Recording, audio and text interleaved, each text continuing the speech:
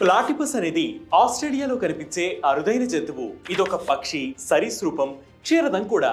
దీనిని ఎందుకు వింత జంతువు అంటారు? దీనిలో ఉండే స్పెషాలిటీస్ ఏంటి? ఈ వీడియోలో తెలుసుకుందాం.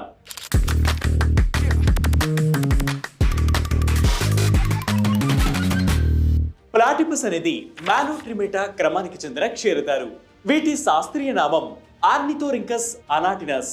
డైనోసార్ల కాలం నాటి ఈ జంతువులు ఆస్ట్రేలియాలోని Queensland, New South Wales, Victoria రాష్ట్రాల్లోని నదులు, సరస్సుల వద్ద, టాస్మానియా దీవుల్లో ఎక్కువగా కనిపిస్తాయి.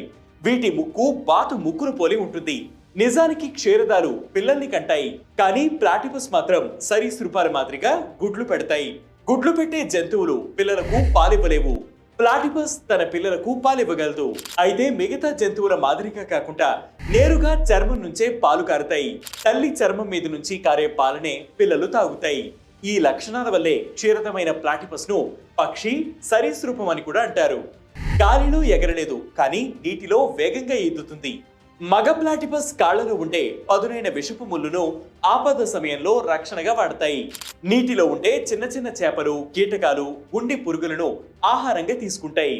నీటి అడుగు భాగంలో ముక్కుతో తవ్వుతూ ఆహార అన్వేషణ చేయడం వల్ల మట్టి, ఇతర ఖనిజాలు కదిలి నీటిలో ఆక్సిజన్ స్థాయిలు పెరుగుతాయి. ఇది ఇతర నీటి జీవుల ఆరోగ్యానికి సహాయపడుతుంది.